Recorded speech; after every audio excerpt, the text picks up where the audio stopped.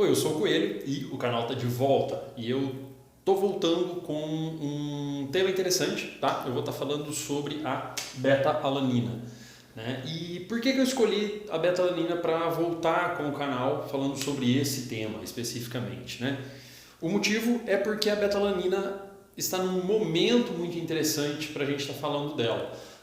A beta-alanina ela é um suplemento muito interessante por ser uma das poucas substâncias que a gente já tem uma base científica bem grande que comprova a eficácia, assim como a creatina, né? A beta-alanina também é outra substância que nós sabemos que aumenta a performance efetivamente, com uma base científica muito grande, e a beta-alanina, até pouco tempo, ela não podia figurar em suplementos nutricionais no Brasil.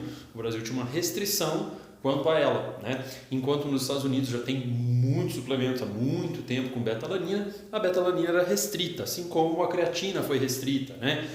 Assim como a L-carnitina já foi restrita. O nosso sistema regulatório é bastante restrito em relação a essas coisas e há pouco tempo houve a liberação, né, da comercialização da beta-alanina dentro de suplementos nutricionais. E nós vemos aí a emergência, né, de alguns suplementos que estão aparecendo, principalmente em pré-treinos, né? Então a gente tem aí a Max Titanium com o Horus, que está tendo bastante propaganda, a Adaptogen também, o pré-treino deles também tem beta-alanina, né? E com certeza vão sair muitos outros, né? Inclusive a Max Titanium está colocando uma frase que não é mais verdade, né? A única no Brasil com beta-alanina nas propagandas da Horus, e isso não é realidade, né? Tem o da Adaptogen também, né? Que também é comercializado normalmente no Brasil. Mas o que é a beta-alanina, né? A beta-alanina é essa molécula aqui, uma molécula muito simples, composta aqui de 3 carbonos, né? Uma cadeia base de 3 carbonos, ou dependendo do jeito que você for interpretar, você pode dizer que ela é composta por uma cadeia de 2 carbonos associado a um COH, né? Que, né, também pode ser considerado um radical por si só, né? Essa molécula aqui pode ser considerada um radical, e um nitrogênio saturado, né? Então, por isso que a beta-alanina é um aminoácido, né? Então ela tem uma parte aqui de ácido orgânico, né? Se você ver o COOH, ele vai aparecer em vários ácidos orgânicos, por exemplo, o vinagre, né? O ácido acético tem essa mesma terminação, né? Que torna ele um ácido.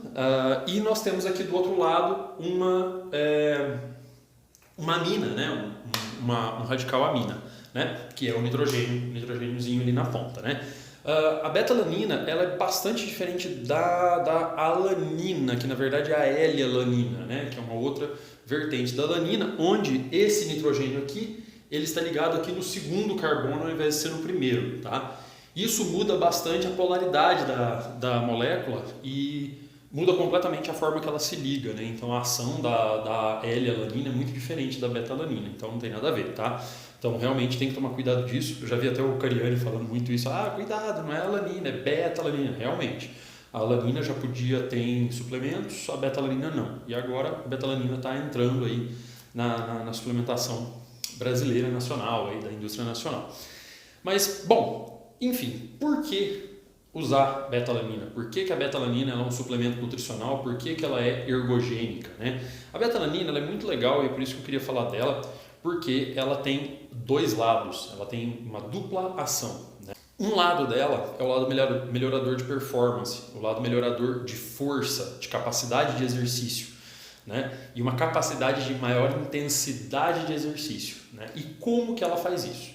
A beta-alanina ela é fundamental para a síntese de um dipeptídeo, que é uma molécula composta de 2 aminoácidos, de um dipeptídeo que se chama carnosina, né? Então a beta-alanina com a L-histidina, né, elas se juntam e formam a carnosina. A L-histidina a gente tem mais abundância no músculo, né? Enquanto que a beta-alanina acaba sendo o limitador da síntese de carnosina. Então a ingestão de beta-alanina vai aumentar a síntese de carnosina. Então na verdade, uma suplementação de várias semanas com beta-alanina, de 2 a 4 gramas por dia, vai aumentar em até 80% a quantidade de carnosina no músculo. E o que a carnosina faz, né? Aí é que vem a parte interessante, né? Vou aproveitar que eu estou de pijama cirúrgico aqui e já vou mandar o Paulo Musi logo de vez, né? Isso aí é como se fosse num veículo, entende? Você precisa de combustível para o motor funcionar. Só que quando o motor esquenta muito, a eficiência da queima e da explosão diminui, né? Então, se você tem alguma coisa que você possa baixar a temperatura, né, dentro da câmara de combustão, baixar a temperatura do ar que entra, ou qualquer coisa que você consiga reduzir esse superaquecimento que acaba sendo deletério, né, para funcionamento do motor, você consegue mais potência. Em carros, o que se faz? Em carros de arrancada, enfim, né? O que se faz? Você coloca óxido nitroso, né? Coloca o óxido nitroso. O óxido nitroso, o que ele faz? Ele nada mais é do que um assistente de combustão. Ele vai fazer com que o oxigênio se queime melhor por mais tempo, você tem uma queima mais integral do combustível, né? E com isso você consegue maior rendimento e maior potência durante um período curto de tempo, enquanto aquele óxido nitroso está injetado no motor. A carnosina faz praticamente a mesma coisa dentro do músculo, tá? Qual que é o combustível do músculo? É o ATP, né? O ATP, que é a adenosina trifosfato, é ela que libera energia durante a contração muscular, né? E isso acontece basicamente em 3 fases. Você tem uma fase inicial que esgota o estoque de ATP pronto que o músculo tem, certo? Então, esgota o ATP, pronto, acabou. O músculo vai começar a produzir ATP de novo por uma via anaeróbica que não usa o oxigênio, né? E essa via anaeróbica, ela vai funcionar, né, em torno de 15 até 60 segundos mais ou menos, 75 segundos mais ou menos, depois que se iniciou o exercício, né?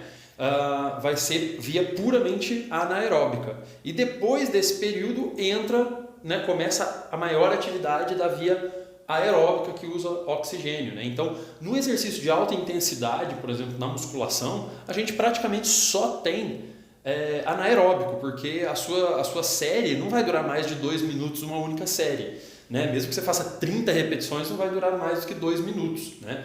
Então, assim, você não vai chegar a fazer metabolismo aeróbico na academia, na musculação, né?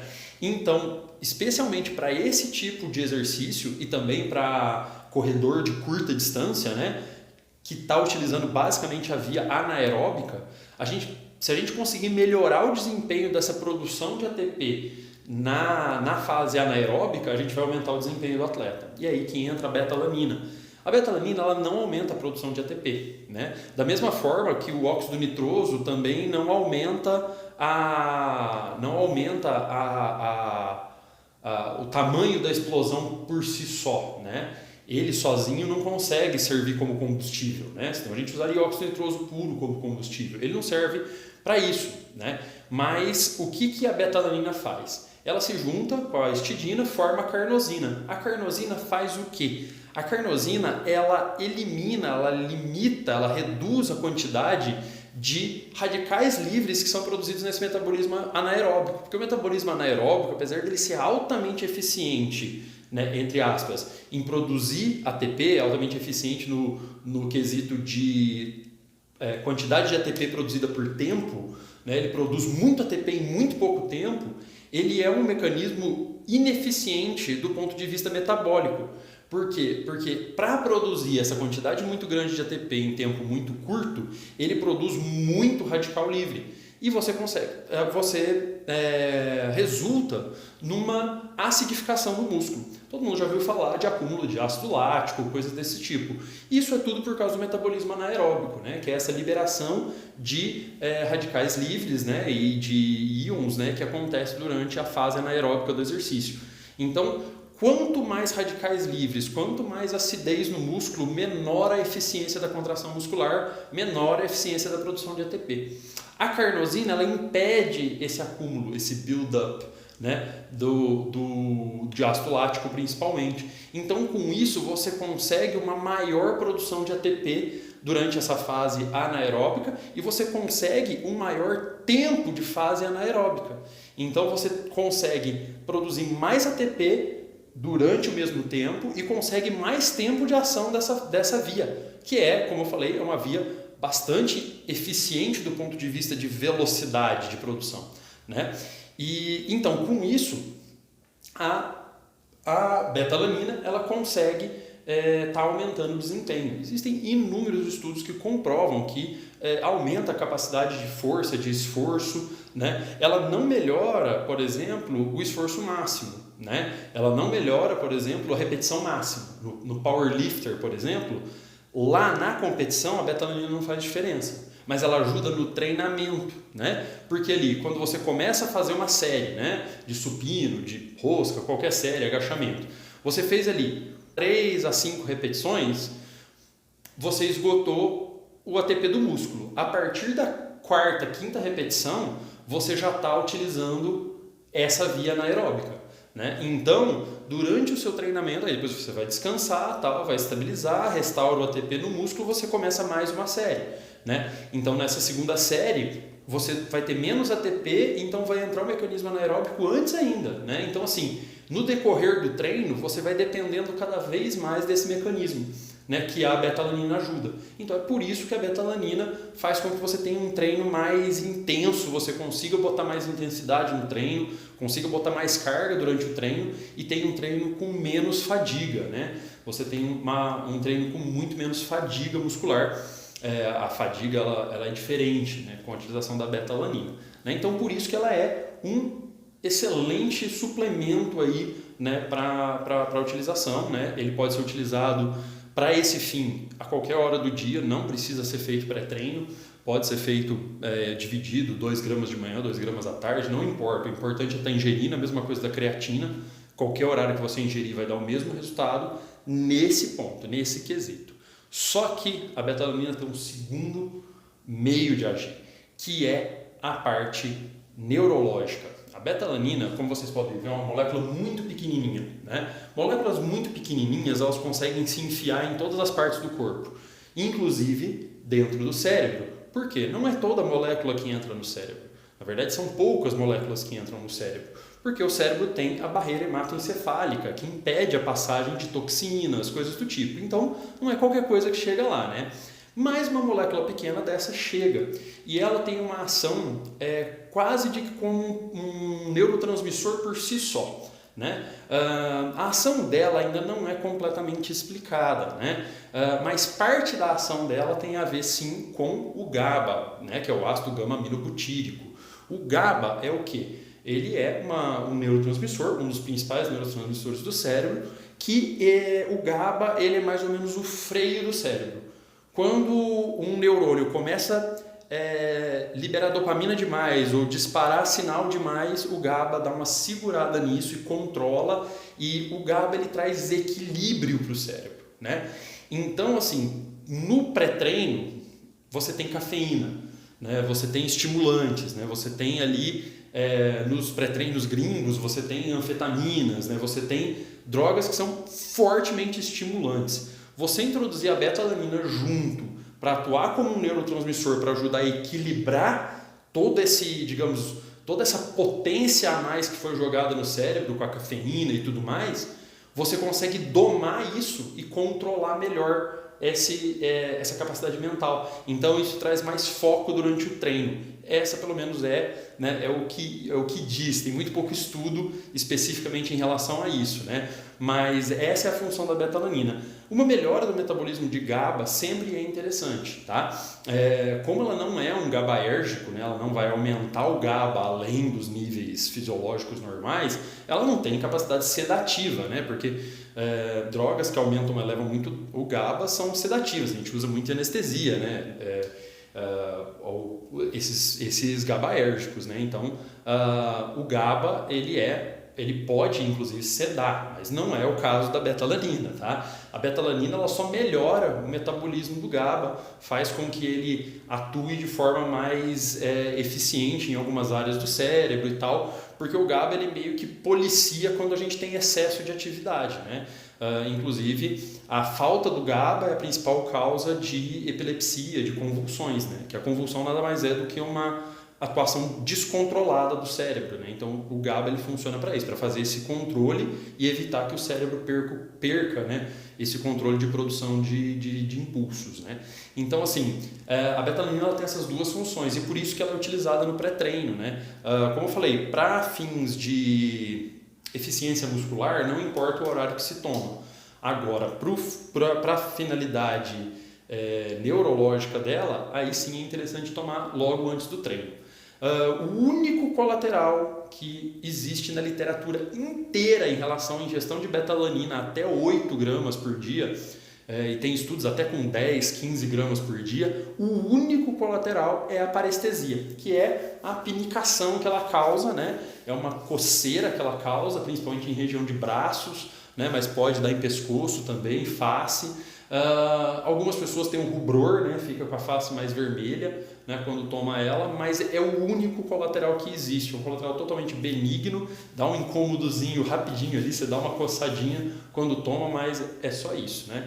Então pessoal, bom, eu espero que tenha sido legal o vídeo, eu espero que tenha sido esclarecedor, né? Na edição eu vou tentar colocar algum elemento gráfico, mas eu não vou ter muito tempo para editar, porque eu preciso produzir esse vídeo hoje. Eu estou gravando aqui hoje no meu plantão, por isso que eu estou de pijama cirúrgico, mas eu estou conseguindo gravar e inclusive eu vou estar, talvez outros plantões, eu vou estar gravando vídeo aí também, que é um horário que eu acabo conseguindo, né? No intervalo de medicação aí eu consigo fazer o videozinho, tá? O vídeo não vai ser tão editado, tá? Quanto normalmente, mas é o início, pessoal. Se você gosta do canal, se você acompanha o canal já há algum tempo, compartilha, avisa para o pessoal que o canal está voltando, tenta divulgar e ajudar a gente a divulgar, não esquece de dar like, se você ainda não segue o canal, por favor siga o canal, inscreva-se, né? Logo eu vou estar com um Instagram específico do canal. O meu Instagram pessoal eu transformei num Instagram profissional de veterinária. Para quem não sabe, eu sou médico veterinário, né? E eu transformei num Instagram profissional da minha área, da área de atuação da veterinária, né? Então a parte de fitness, musculação e tal, eu tenho trabalhado mais no Facebook. Tem a página do Facebook do canal do Coelho, vocês podem também estar acompanhando lá, né? E por favor divulguem aí que o canal está de volta, vamos tentar estar publicando aí pelo menos uma vez por semana daqui para frente. Valeu, galera!